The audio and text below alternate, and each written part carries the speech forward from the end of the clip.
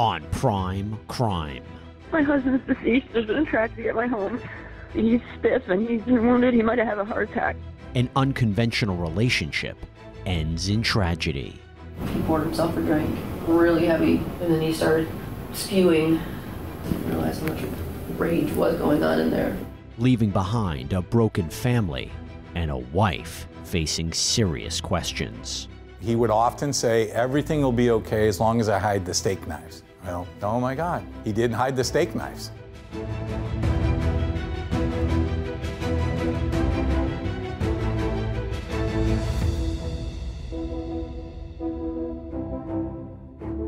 Hey there, everybody, I'm Jesse Weber, and welcome to Prime Crime.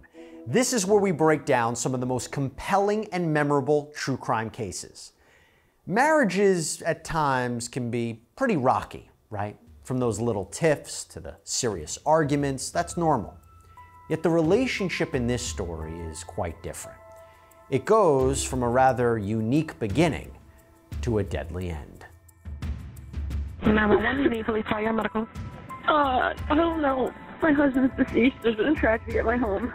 It's around 9:30 in the morning on January 12, 2019, when 911 dispatchers receive a frantic call from a woman in Winter Park, Florida. Why do you believe he's deceased? Because he's stiff and he's been wounded. He might have had a heart attack. I don't know. That's the voice of 45-year-old Danielle Redlick, who says she discovered her husband, 65-year-old Michael Redlick, dead on the floor of their home. It was just a bizarre case. Initially, when she called 911, she said that her husband had succumbed to a heart attack. But then she had a different story. She said that Michael stabbed himself to death. She was in fear of her life. He was actually choking me and trying to suffocate me first. I actually went for the knife, and he was screaming, "What are you going to do, stab me?" And he grabbed it. And that's when he did it. He made a motion. He stabbed himself, and I ran into the bathroom. When I came out, I was lying in blood. You say he stabbed himself? Correct, yes. I tried to hurt myself this morning. It doesn't look good for me. In order to understand how we got here, we have to take a step back to the unusual beginning of Danielle and Michael's relationship. I first met Mike, I think it was 1996. He'd come to the golf course and say, I think I'm in love with this woman, Kathleen, but she's dying of cancer. I think I'm gonna marry her. You're gonna marry her? Yeah, the benefits that she has are terrible. She's gonna have better treatment, better care, and that's why he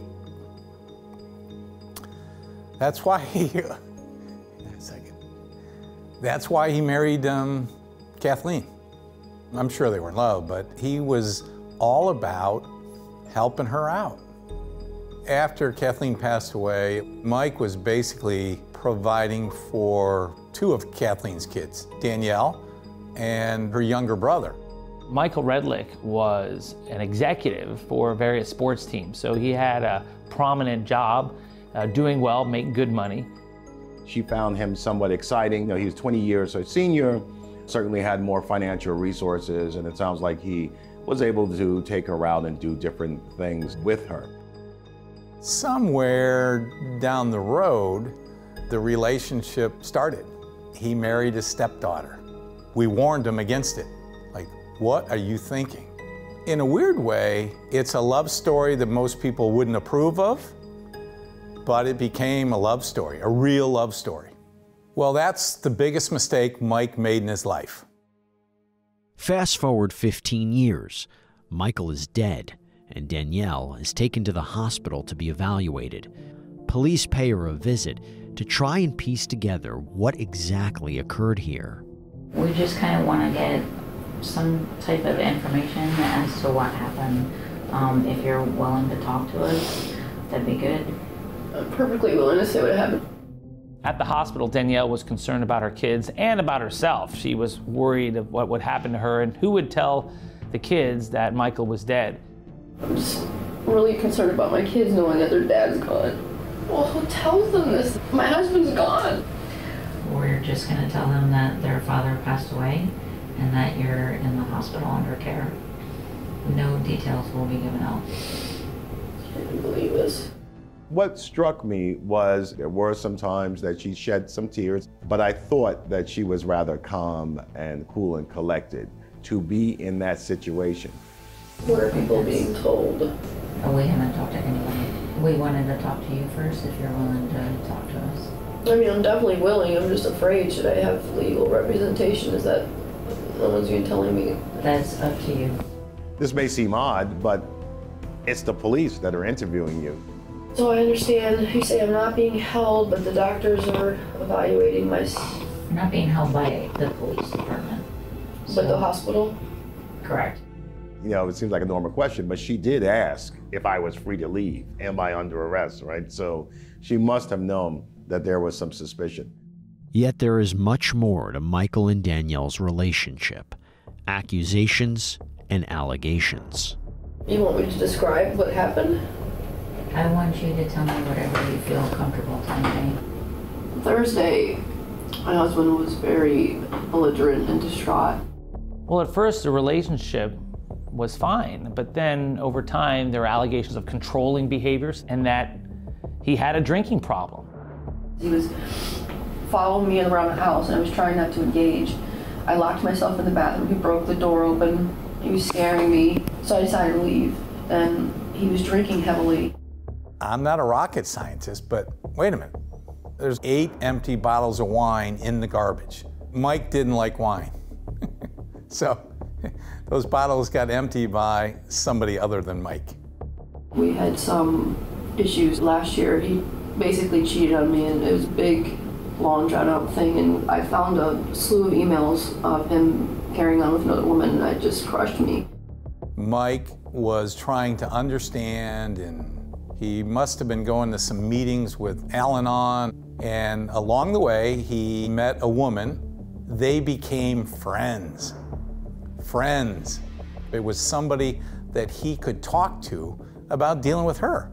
No infidelity at all on Mike's part. I'm convinced of that.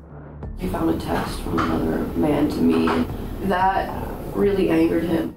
Danielle had social media messages. You know, it was kind of right in the middle of were these communications for a social nature or was she looking for employment? She alluded to the fact that she was looking to further her career. And it sounds like he was somewhat jealous that she also was interested in other men. Thursday, I ended up leaving the home to avoid any kind of distress in front of the kids. My daughter, the two of them were yelling at each other, and I said, okay, that's it, we're leaving. So I took her with me to a friend's house. And my son wanted to stay.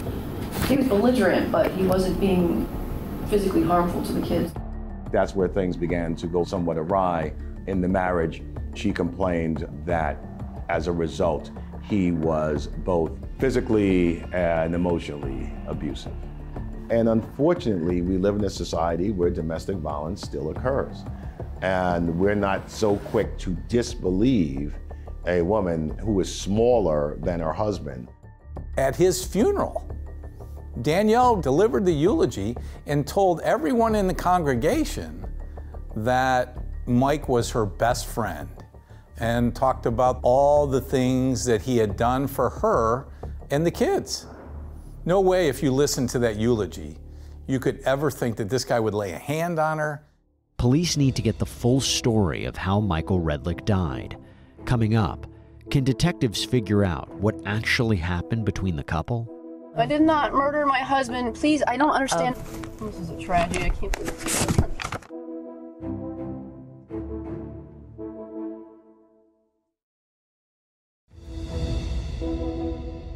Everyone in the congregation at his funeral is looking at her delivering a eulogy, and they're all saying the same thing.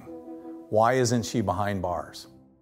It's January 2019, and 45-year-old Danielle Redlich is being questioned after calling 911, saying her stepfather turned husband, 65-year-old Michael Redlich, died in their Winter Park, Florida home. After telling dispatchers several versions of what happened, investigators talked to Danielle at the hospital, where she says Michael was aggressive and intimidating. He continued on his day Friday to work, and I continued my day. I got some snide texts from him during the day. We attended our son's football game together that evening, and it was after the football game where, once again, he poured himself a drink, and really heavy, and it just started from there. He started spewing. I didn't realize how much rage was going on in there. She had previously filed a police report against Michael for domestic abuse, and because of that, it led credence to her claim later that she was in fear of her life and that Michael was at it again. But Danielle starts to shut down. I think that's about what I'm most comfortable talking about currently. With Danielle not giving police much to go on, days later they return to the Redlicks' home, this time with a warrant in hand. Can you get the kids away, Dad? Please. Yes. Just get the kids. Danielle, I just want to talk to you, okay? Right now you're not under arrest, but we just secured you for our safety. We do have a search warrant for your house, and I also have a search warrant for your DNA. While the detective collects the DNA sample, Danielle seems shocked to learn what investigators may be thinking. 2 buccal swabs, saliva standards from Danielle Justine Redlick, which is believed to be evidence relevant to proving that a felony crime has been committed. Death investigation, second-degree murder are located in the person. You're saying the saliva, when there was resuscitation done, that's second-degree murder? No, I'm collecting saliva standards from you. Because of the resuscitation? Because of other evidence that we have collected. She also said that she tried to save Michael's life, giving him CPR, and passed out because of her Herculean efforts. She tried CPR and couldn't find her phone to call 911. I think that's somebody dancing and just changing the story as much as she could. So you're saying that once this DNA is confirmed as mine, I'm being charged with second-degree murder? Is that what I'm hearing? That's not what I'm saying. I'm saying I'm collecting this to be tested. From what we collected from the house, we need to be able to differentiate your DNA from your husband's DNA. That's when Danielle starts getting defiant. What the heck are you guys looking for? I don't understand this. I'll tell you what freaking happened. I don't understand. What are you looking for? Can you tell me what they're looking for? I might be able to help. Is that a no? We also have a search warrant to collect any other evidence that we think is necessary. I'm trying to charge me a second. I did not murder my husband. Please, I don't understand this jargon. From what I understand, you live directly across the street from the Redlicks. Correct. Little did Danielle know there were others who for a long time noticed issues between her and Michael, issues that become critical in understanding the complexity of this case. The whole neighborhood knows that they fought, verbally at least, and physically out in front of the house. Police speak with the Redlicks' neighbors and learn even more about the tumultuous relationship. We are very aware of the bickering and fighting and that type of thing. Most of the time it was screaming at one another, but primarily it was her screaming at him. These are two people that were not getting along. The relationship started off in a very strange manner, and they probably should have never been together in the first place. When you hear them fighting outside, did you ever hear the nature of what they were arguing about, or just kind of little bits and pieces? Well, I think a couple times she'd scream, "Get out of here," and that type of thing, but not to the extent of where the issue was. He knew she represented not only a danger to him, but to herself. And I think when you mix alcohol and anger management, she had a couple altercations with the law, so my guess is he was just trying to keep her in check. I didn't see any altercation with hitting, but my wife has also on occasion. Her hitting him, I don't know whether he's hit her or whatever the scenario is from that standpoint. I've seen them argue plenty of times. Has it been verbal or physical? Well, it wasn't on his part. So she's initiated it, or she's been yelling? Mm-hmm. Okay. When it's physical, what have you seen? Her slapping him around in the face. Some of us saw some dangers there. If you would have asked me 6 years ago, did I have any friends whose spouse were capable of killing them, I'd say only one, and that would be Danielle. How would you describe Michael? He always seemed very laid back. I never saw any kind of aggression or anything. And how would you describe Danielle?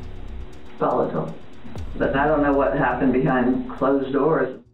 Then detectives learn there's been run-ins with the Redlicks in the past, including the year earlier when Michael actually called 911 on Danielle. 911, Genie Police, Fire, Medical. We need a car here. There's a woman that's a danger to herself and to others right now. A gentleman that's a danger to us.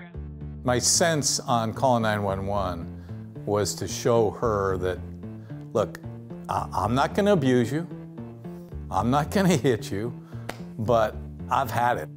You better go in your room. Please, Dan. Please, go in your room. Come on. Will you stop? Oh, all right. I will call you back. I will call you back in 5 minutes. Sir, what is going on there? Hello? You can see in a domestic situation where someone is looking at their wife, acting crazily, that they would call police. And because they didn't know what her intentions were, that they wouldn't ask police to come over right away and said he would call them back, but he never did. This was not Danielle's first brush with the law. She actually was previously charged with getting into an altercation with a couple of deputies. She was even accused of biting one of the deputies, and she received probation. It's still not clear, though, what truly happened in the Redlicks' home that January night when Michael died. But up next, investigators speak with someone else who maybe can provide some answers. She was like, when Dad comes home, he's angry with me right now, so if you sense tension, I'm just warning you, me and Dad aren't on good terms right now.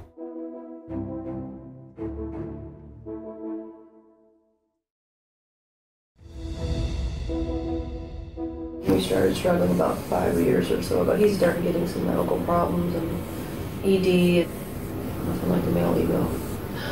Never this. It's been a mental shock. It's January 2019, and police set their sights on Danielle Redlick, a woman on probation, as they think she stabbed her husband, Michael Redlick, to death, all amid a heated argument in the couple's Winter Park, Florida home. Over the 15-year marriage, this relationship has been rocky for the stepdaughter-turned-wife who says Michael, 20 years her senior, physically and verbally abused her. Police need to determine if there's any truth to what Danielle is saying, so they speak with the Redlick's son, then 11-year-old Sawyer, to get a better picture of what their family life was like and what may have gone down the night Michael died. How did you get to your friend's house yesterday? I had a football game last night and I had a sleepover with him. Was he supposed to coach this morning at your football? And he just didn't show up? Yeah, no one showed up. Mike was a Little League coach, and the night of the occurrence, there was a flag football game. How was your parents' relationship that night? I think there was some tension between them. I don't know what, but I could see the anger. Who appeared angry? My dad. You know, if anybody was toxic in a relationship, it was Danielle. Go back and look at all the things before he came back into the house that night. What did she do to him as he was getting out of the car? She threw eggs at the car. She egged her husband. This is not a sane woman. Have they ever gotten into arguments that you actually saw them physically fighting? Yes, they were pushing each other. Have you ever seen anything more than just pushing between the two of them? Scratching. Okay, who would scratch who? I guess my mom and my dad would push away.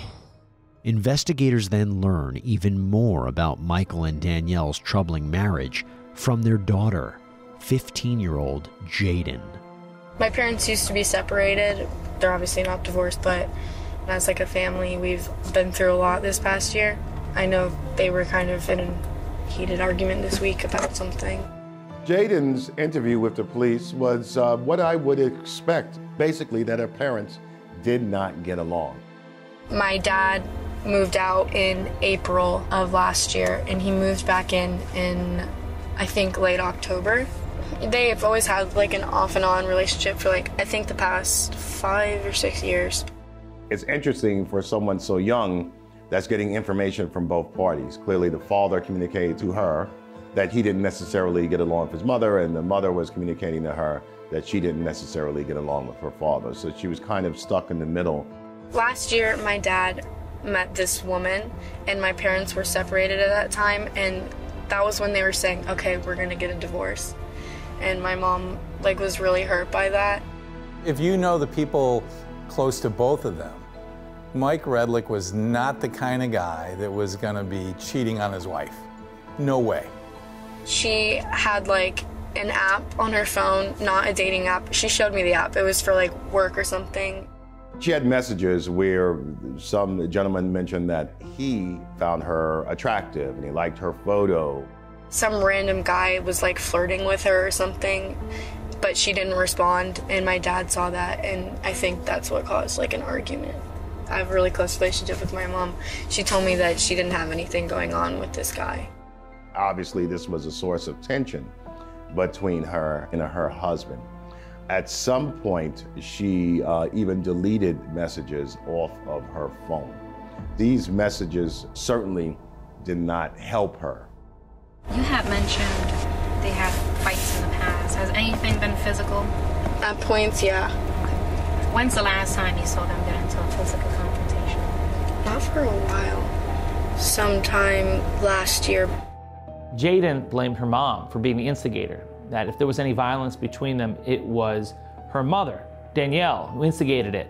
In the times in the past that they've had this physical confrontation that you've observed, who would be the more aggressive one to actually physically touch you? My mom. I've never seen him hurt my mom, like physically. It's rare for a daughter to point the finger at her mother for being the violent one, but that's what happened here. The one time that I saw like a mark on my dad's face was because they were arguing and my mom had a ring on.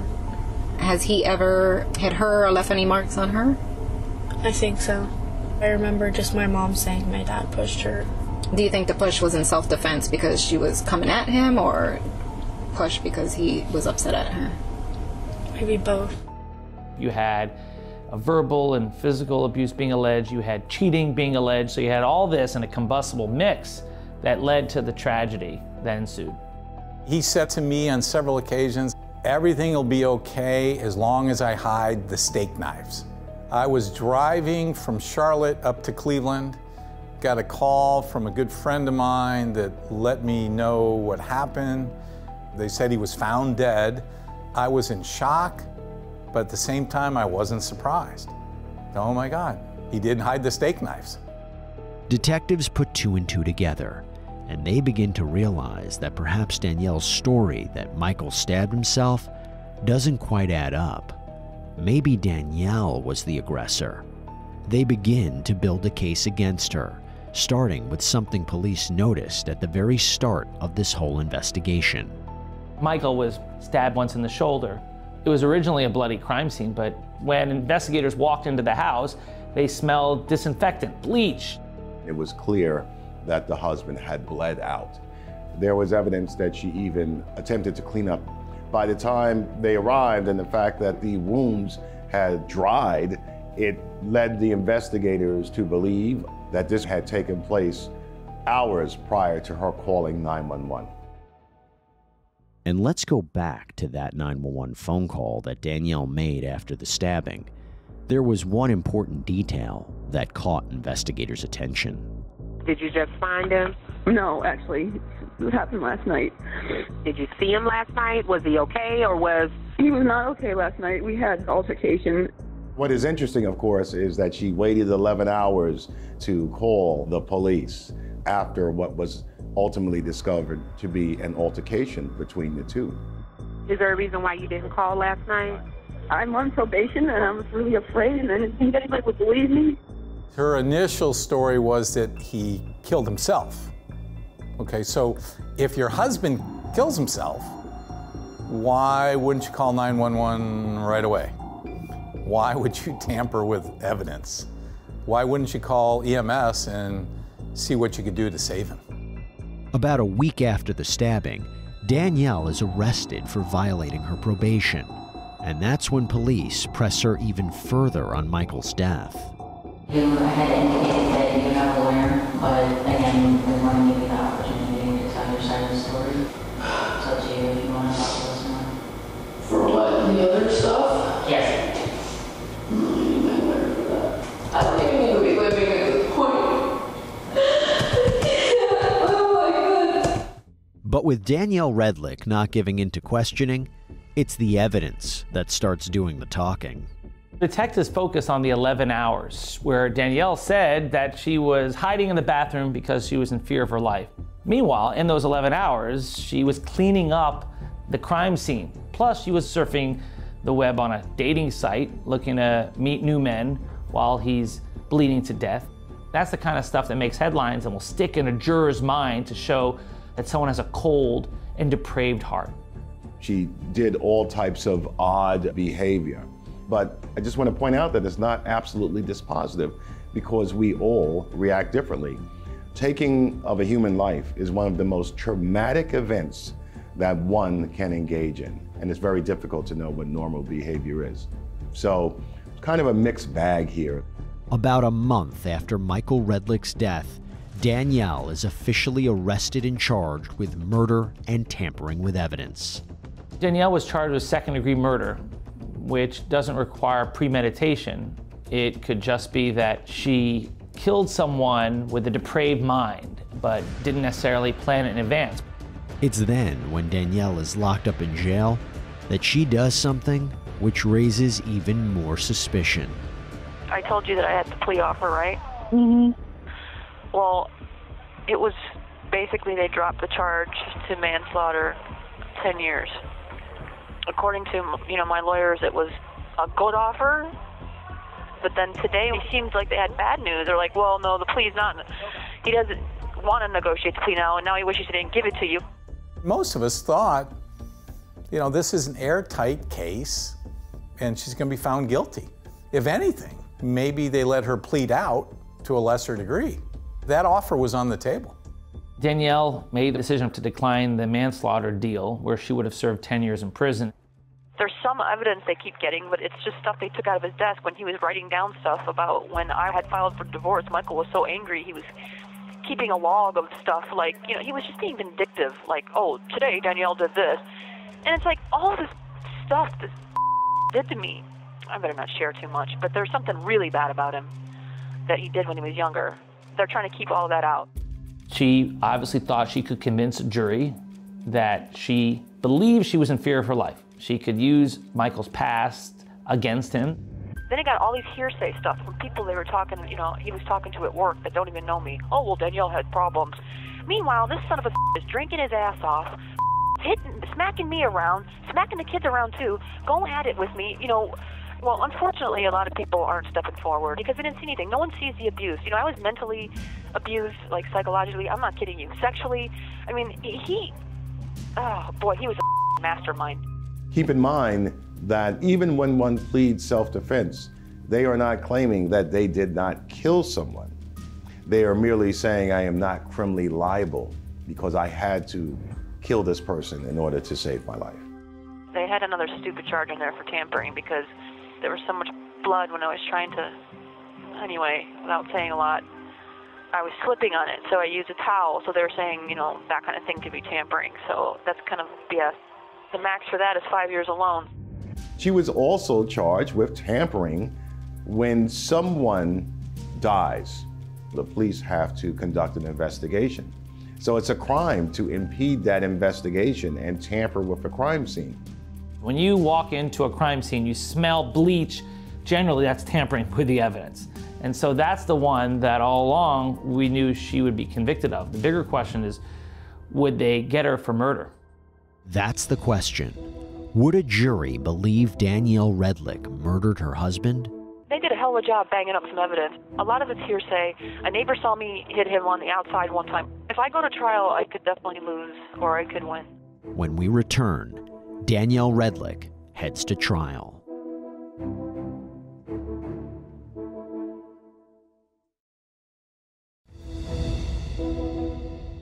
To put a mother and 4 kids in jail after her husband died. It's fabulous. It's really great karma for you guys. I mean, I know you're doing your job, but at the same time, I haven't had no chance for defense or anything. In June 2022, prosecutors are set to bring Danielle Redlick's second-degree murder and tampering with evidence case before a jury for the death of her stepfather turned husband, Michael Redlick. Investigators believe Danielle stabbed him after their 15-year marriage turned to arguments and alleged abuse. Up until now, not much is clear of what actually went on in their suburban home the day of Michael's death, but it was at trial where new details came to light. That defendant plunged a knife into the shoulder of Michael Redlick, which would cause him to bleed to death. The home that she is standing in looks like something from a horror movie. The prosecution's strongest evidence at trial was the argument that manipulating the crime scene, hiding the crime, evidences a guilty mind. This defendant did everything she could to avoid responsibility for her actions. The evidence will show that she engages in a significant but failed attempt to clean up the scene. Danielle's alibi never made any sense. She only claimed self-defense after she first said that Michael had a heart attack or that Michael stabbed himself, which is really bizarre. Based on all the information that you had from the 911 call, your conversation with Miss Redlick, did you believe her to be claiming that Mr. Redlick basically brought about his own death? Yes. Did the autopsy results as shared to you by the medical examiner give you reason to believe that that was not true? Yes.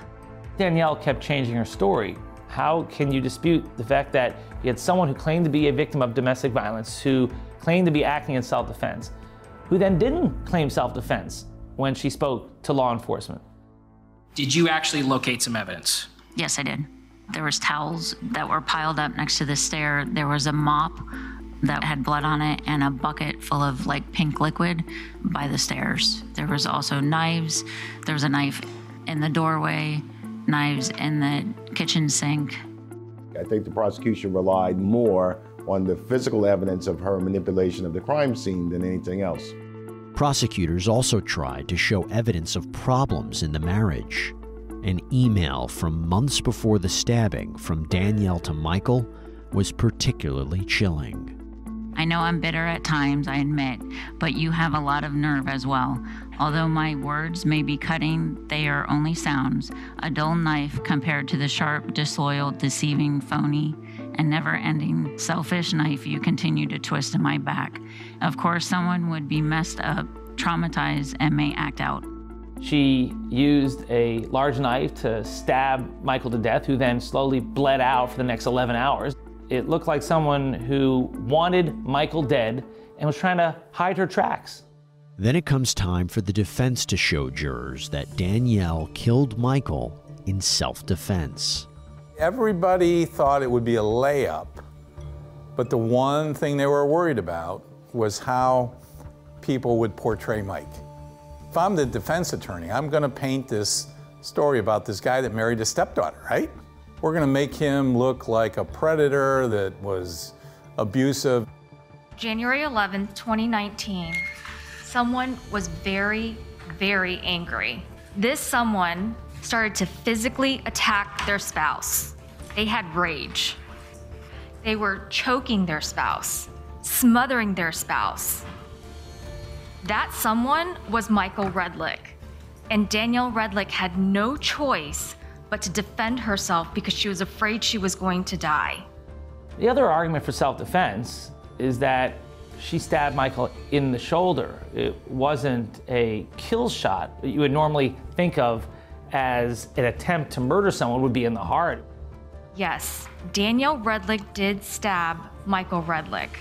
Danielle Redlick knew and recognized that the danger that she was facing that night was different than the other incidents of abuse that had happened throughout their marriage. You can see why jurors could buy the story that she acted in self-defense because she had a prior complaint of domestic violence against Michael. At one point during the trial, Danielle Redlich takes the stand herself, telling the jury her version of events the night Michael died. Ms. Redlich, on January 11th, 2019, did you stab your husband? I did. Yes. She got to take the stand in her own defense, and there was no one there to defend Michael because Michael's dead. He was suffocating me. I couldn't breathe, and he had me pinned down. Well, I was scared, and I was just in fear for my life. I thought he snapped, and I could die.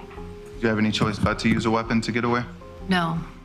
She is painting a story that isn't true. She's using her manipulation to try to convince the jury that she's the victim. I walked through the kitchen, and that's when he comes up behind me and grabs me. I just trip up on my feet and I fall to the ground. At that point, I grab the center island and I reach up to pull myself up to face him. So he grabs me here and slams me down onto the center island counter. There were times we say, Mike, now you've never hit her when she starts going off the wall. His response was, I just put my hands up for self-defense. He called me a and he was holding my head down on the counter. So I'm just pinned up against the counter like this, and he's straddling my body here and has me pinned. I've got a free arm here, and the drawer in front of me is the only thing I can do. So I use my free arm to push open the drawer ahead of me. I think he was just trying to hold her back, talk her down off the ledge, and she got carried away and she killed him. Pulled the knife out, he released my head. He says, what, are you gonna stab me? And I take the knife and I position it and face it toward him. He immediately just goes for my chin and pushes me back, and I stabbed him at that point. Prior to stabbing him with the knife, are you able to remove yourself? No. Are you able to get out without using a weapon? No, I was trying. What are you trying to do? To get away from him. Why? If you don't do that, what is your belief that will happen? That he might smother me to death. Danielle was the best witness for the defense. She advocated for herself. But prosecutors still needed some questions answered. A life without Michael Redlich was a life that you were looking forward to living. Well, a life at peace with Michael Redlich. You wanted a life beyond Michael, correct? Yes, at that point, yes. If a defendant can stand up against cross-examination, I think it can really hurt the prosecution's case. So you stood in that home with the power to call for help, and you let your husband bleed to death on that floor. He had already bled to death. I was wondering if I could recover him or something. Which one is it? Is he dead, or you think it's possible to save him? Well, if he could be recovered, something would have to be done immediately. And so, yes, I thought perhaps I should do that. So in these fleeting moments you think Mr. Redlich can be saved, you choose not to save him. I wouldn't put it that way, no. When someone waits 11 hours to call 911, she was no longer in fear of her safety when he was lying on the floor bleeding to death. And yet, she let him die while she was surfing the web looking for dates. Standing there, having mopped up all that blood, taking all these towels and soaked them through with Michael's blood, you thought that it was possible he had died of a heart attack. Thought there was a possibility. You did not believe that your husband had a heart attack, Ms. Redlich. Actually, I did. I was hoping, too. You were hoping? Not in the morbid sense that I wanted him dead, but... If he had a heart attack, you wouldn't have been responsible for his death. Yes. To an extent.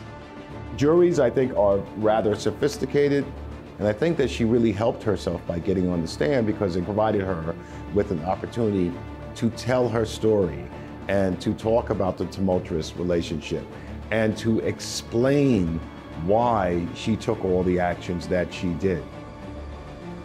My understanding is that you have reached a verdict. Is that correct? Yes. Once the case was finally handed over to the jury, it took them just 4 hours of deliberating to come back with a major decision. Verdict as to count 1, We, the jury, find the defendant not guilty. Verdict as to count 2. We, the jury, find the defendant guilty of tampering with physical evidence. I was sad. In my opinion, justice wasn't served, and I couldn't believe she got away with it. You have to respect jury decisions. These are 12 men and women that give up their time to do their civic duty, and I'm not in the habit of questioning a jury's decision. It's a very interesting decision. It's very interesting that all these things can occur and someone can clean up a crime scene after killing another person and be acquitted of murder. It's not something that we see often at all. Danielle Redlich dodges a conviction of second-degree murder, but is sentenced to almost a year in jail for tampering with evidence with credit for time served. The jury decided not necessarily she was innocent, but the jury decided that they didn't have enough evidence that she was a murderer beyond any reasonable doubt. So in the end, she bet on herself and she won. Mike made one mistake. Wasn't being a good father, wasn't being a good husband, wasn't being good to Danielle's mother. He married his stepdaughter. Should have never have done it. If we could go back in time and talk him out of it, I wish we had that opportunity. With her jail sentence completed, Danielle Redlich is released from custody on 12 months probation. My focus is trying to be there for the kids. What would Mike want me to do? He'd want me to, help take care of his kids. Just thinking back of how much pride he had in both of them. He'd be bragging about the kids got an arm or how well Jaden was doing in school. I'm very proud of his kids, and it was just getting to know him before he ever met Danielle. He would come to our house, and the way he treated my kids, my kids thought the world of him. There's still a little bit more to this story. So Danielle's daughter, Jaden, absolutely ripped into her mother in a letter to the court, saying she wants nothing to do with Danielle. She wrote, quote, "You may all be fooled by the incredible mask this woman presents to you all, but I am not." And Jaden even asked for a no contact order for her and her brother Sawyer, but it appears that wasn't successful. Look, the truth is, the jury, they believed Danielle Redlich's story, yes. But what's left in the wake of this whole case is unfortunately a broken family.